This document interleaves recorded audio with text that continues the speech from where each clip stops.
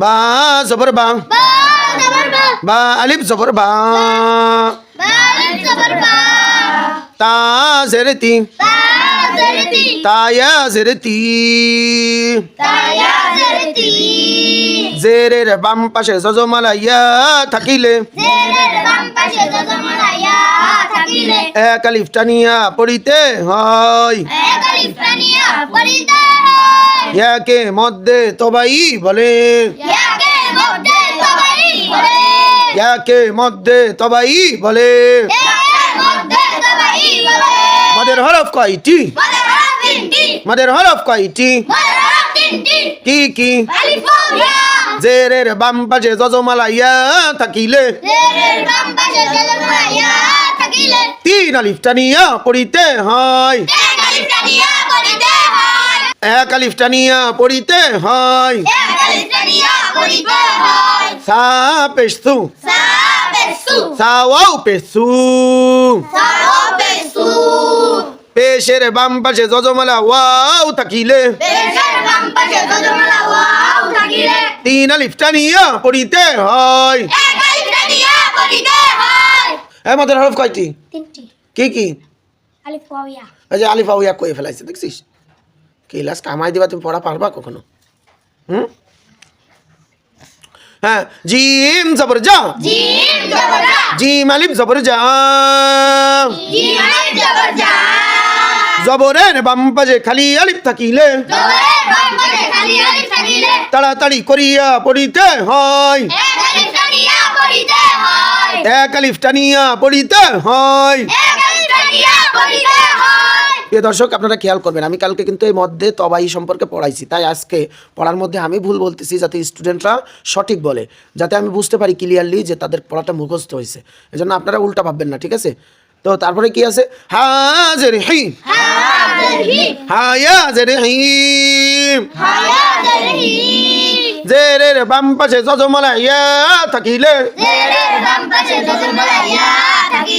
এক আলিফ টানিয়া পড়িতে হয়।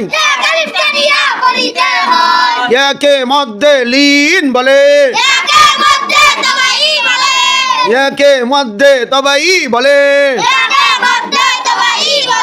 খ পেশকু, খাওয়াও পেশকু। পেশের বাম পাশে জজমালা ওয়াও থাকিলে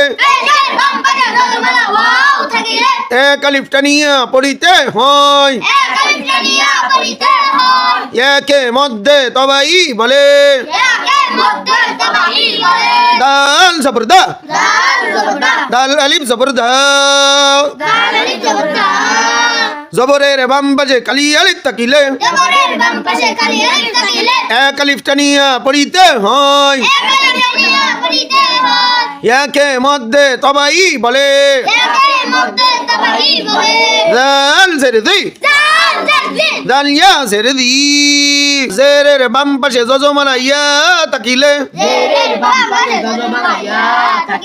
এক আলিফ টানিয়া পড়িতে হয়। ইয়াকে মধ্যে তবাই বলে। রা পেশরু, রাওয়াও পেশরু, রাওয়াও পেশরু। পেশের বাম পাশে জজমালা ওয়াও থাকিলে এক আলিফ টানিয়া পড়িতে হয়। একে মধ্যে তবাই বলে। আলহামদুলিল্লাহ। প্রিয় দর্শক, এতক্ষণ যারা ভিডিওটি দেখলেন তাদেরকে অসংখ্য ধন্যবাদ। এই যে জবর, এটাকে বলে হরকত, হরকতের উচ্চারণ তাড়াতাড়ি।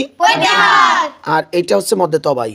জবরের বাম পাশে খালি আলিফ থাকিলে এক আলিফ টানিয়া পড়িতে হয়, একে মধ্যে তবাই বলে। এই যে মধ্যে তবাই, তাই এই যে তি মধ্যে তবাই। জেরের বাম পাশে জজমালা ইয়া থাকলে এক আলিফ টানিয়া পড়িতে হয়, এই যে মধ্যে তবাই। পেশের বাম পাশে জজমালা ওয়াও থাকলে এক আলিফ টানিয়া পড়িতে হয়, একে মধ্যে তবাই বলে। এই যে মধ্যে তবাই, এই মধ্যে তবাইটা না জানার কারণে অনেকেই ভুল জায়গা, যেখানে ভুল সেখানে সঠিক মনে করে পড়তেছে।